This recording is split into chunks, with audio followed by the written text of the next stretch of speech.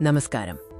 NGC 7793 P13 എന്ന neutron താരത്തിൽ ഗവേഷകർ കണ്ടെത്തിയ അതിശക്തമായ എക്സ്റേ മാറ്റങ്ങളെക്കുറിച്ചാണ് ഇന്ന് നമ്മൾ സംസാരിക്കുന്നത്. ന്യൂട്രോൺ താരങ്ങളെക്കുറിച്ചും അവയുടെ എക്സ്റേ വികിരണത്തെക്കുറിച്ചും ആദ്യമറിയാം. ശക്തമായ ഗുരുത്വാകർഷണമുള്ള ഇത്തരം വസ്തുക്കൾക്ക് ചുറ്റും വാതകങ്ങൾ വീഴുമ്പോൾ എക്സ്റേ വികിരണം സംഭവിക്കുന്നു.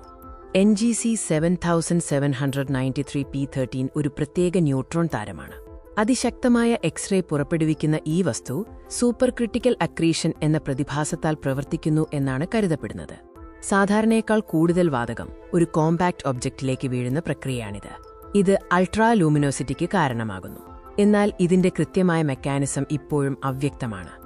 ഈ ന്യൂട്രോൺ താരം സ്ഥിതി ചെയ്യുന്നത് NGC 7793 എന്ന ഗാലക്സിയിലാണ്.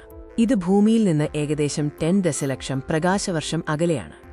ഈ ഗവേഷണത്തിനായി ടീം P13 ദീർഘകാല എക്സ്റേ മാറ്റങ്ങളും ഭ്രമണവേഗതയും നിരീക്ഷിച്ചു. 2011 മുതൽ 2024 വരെയുള്ള ഡാറ്റയാണ് ഉപയോഗിച്ചത്.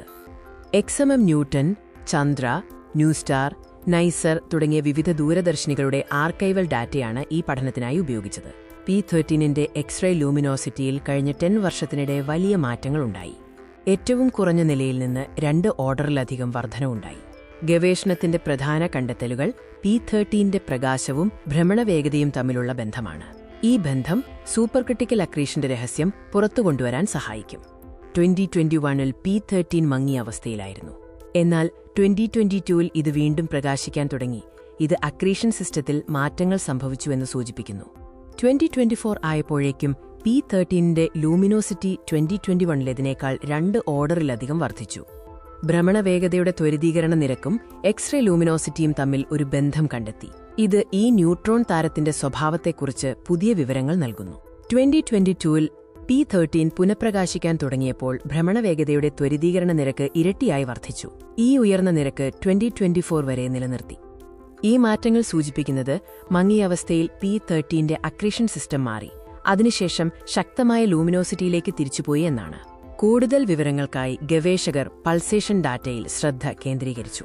ന്യൂട്രോൺ താരത്തിന് ചുറ്റുമുള്ള വാതകം അക്രീഷൻ കോളം എന്ന ഘടന രൂപപ്പെടുത്തുന്നു. 10 വർഷത്തെ പ്രകാശത്തിലുള്ള മാറ്റത്തിനനുസരിച്ച് അക്രീഷൻ കോളത്തിന്റെ ഉയരം മാറിയതായി കണ്ടെത്താൻ കഴിഞ്ഞു. ഇത് ഒരു നിർണായക സൂചനയാണ്. ഈ കണ്ടെത്തലുകൾ സൂപ്പർ ക്രിട്ടിക്കൽ അക്രീഷൻ എന്ന പ്രതിഭാസത്തിന്റെ രഹസ്യങ്ങൾ പുറത്തുകൊണ്ടുവരാൻ സഹായിക്കുമെന്നാണ് ഗവേഷകർ പ്രതീക്ഷിക്കുന്നത്. കൂടുതൽ വാർത്തകൾക്കായി കാത്തിരിക്കുക.